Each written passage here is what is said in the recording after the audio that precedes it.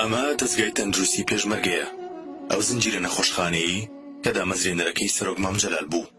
کاتێکیش کەسانێک ڕوون نەخۆشخانەکە دەکەن چاویان دەکەوێت بە تابلۆیەکی گەورە کە وێنەیەکی سەرۆک مام جەلالی لەسرە لەگەڵ نووسراوێک کە ئاماژە بۆ دەکا بەڕێزیان دامەزرێنەرەی نەخۆشخانی شۆڕشن لە ساڵی 1996.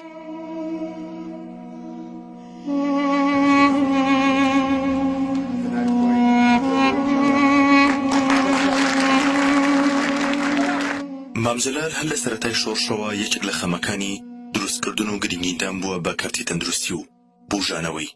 بۆیە دروستکردنی نەخۆشخانی شۆڕش وەک دەستگایەکی تەندروستی پێشمەرگە بە گرنگ دادەنێت و کاری بۆ دەکا و بیرۆکەی دروستکردنی ئەم نەخۆشخانەیەش لە کاتی کردنەوەی نەخۆشخانەکە بەم شێوەیە دەخاتە ڕوو.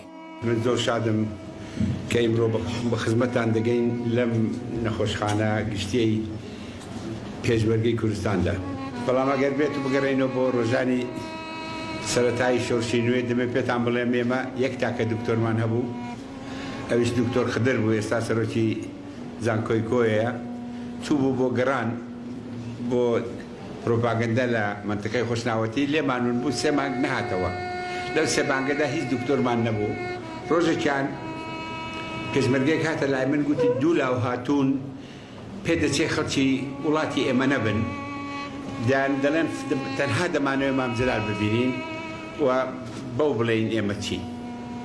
گوتم با بفەرمونون. ئەو سەردەمە یەک تاکە چادرمان هەبوو لە شاخ بووین لە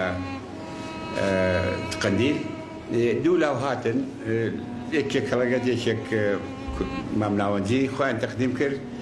کورتەکان گوتی من دکتۆر جەعفەری شەفیعیم، کوردێکی ئێرانم، کۆڵێکی گەورە دەرمانی هێنابوو، گوتی بیستومە دکتۆرتان نییە، منەوە هاتووم بۆی ئیش بکەم لێرە و خۆشم پارەی خۆم پێ بەشی 2 ساڵ هیچ مەعاش و پێویستێکم ناوێت. لاوەکەی تریان جەمەدانێکی پڕی پێ بوو، دایە بەردەمەم، گوتی من ناوم سعیدی وەتەندۆستە، لە ناو ئێمە بە مامۆستا برایم ناوی دەرکرد، 5,000 دیناری لەگەڵ خۆی هێنابوو. گوتی من ئەو 5,000 دینارم کۆ کردوتەوە و لە ڕێکە هاتووم زانیمە وەزعی پێشمەرگە خراپە، خانوویەکم هەیە لە سنە، ناردوومە ئەویشتان بۆ بفرۆشن و پارکەتان دەدەمێت. بەڕاستی هەردووکیان دوو دەرگای خۆشیان لێکردینەوە، یەکی دکتۆری، یەکیان هی 5,000 دینار. ئەو وەختەگەلێک زۆر بوو، چونکە مانگانەی پێشمەرگەی خاوەن خێزان دینارێک بوو، هی سەڵتی ڕوبع دینارێک، ئەوە سەرۆتێک بۆ ئەو سەردەما.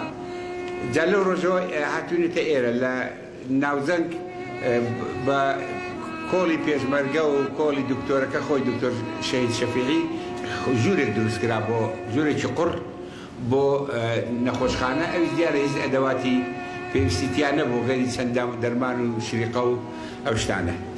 لەو ڕۆژەوە ئێستا ئەگەر مقەرڕ پێنگەیشتینتە ئەم ڕۆژەی کە ئەو نەخۆشخانەی لێرە کراوەتەوە، هیوادارم ئەوە ببێتە سەرەتای چەندین نەخۆشخانەی تر، ئەوانەی کە هەنا گەشیان پێ بدرێ و ئەوانەی کە لە بەرنامەدانە لە 2 ڕۆژە دروست بکرێن.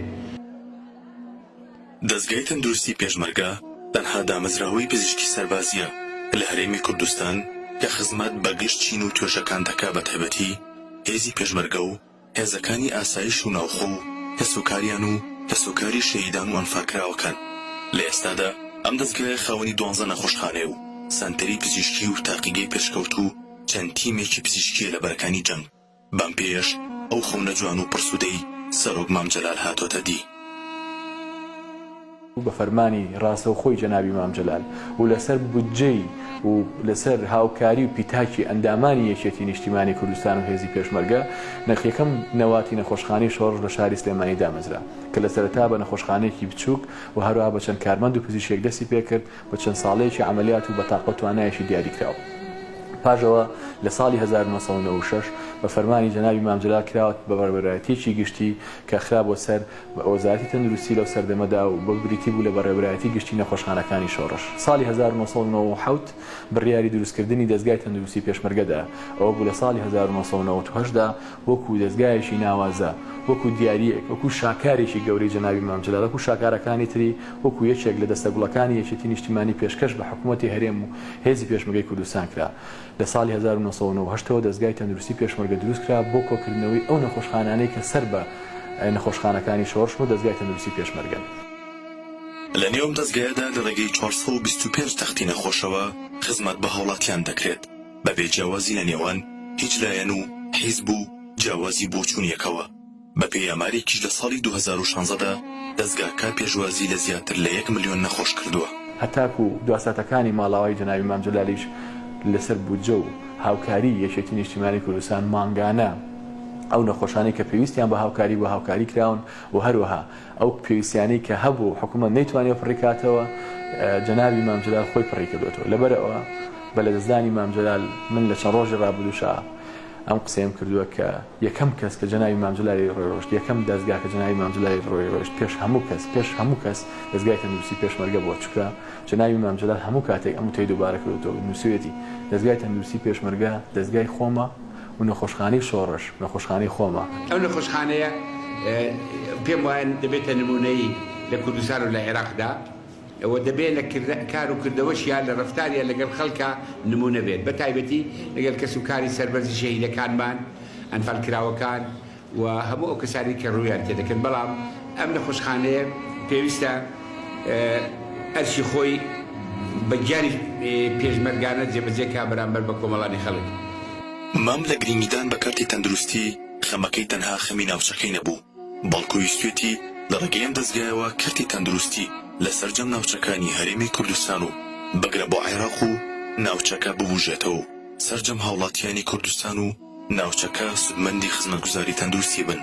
ئەم ڕاستیەش لە ناو نەخۆشخانەکانی سەر بە دەستگای تەندروستی پێشمەرگە بە تەواوەتی ڕەنگی داوەتەوە و جگە لە خزمەتکردن بە پێشمەرگە و بەرەکانی جەنگ تاوەکو نێو نەخۆشخانەکان و کەسوکاری شەیدان و کەمەندامانی سەنگەر و بەرکەوتوانی چەکی شیمیایی و چەندین چین و توێژی تر سود لە خزمەتە بەردەوامەکانی نێو ئەم نەخۆشخانەیە دەبینن کە بەشی زۆری ئەو خزمەتانەش مام سەرچاوی دابینکردنی پێداویستی و داهاتەکەی بووە. ئەم نەخۆشخانەیە هێنانەدی بەو شێوەی کە ئێستا دەبینن خەونێک گولا لەگەڵ خەونەکانی تر. شکر و وردە خەونەکانمان دێتە دی.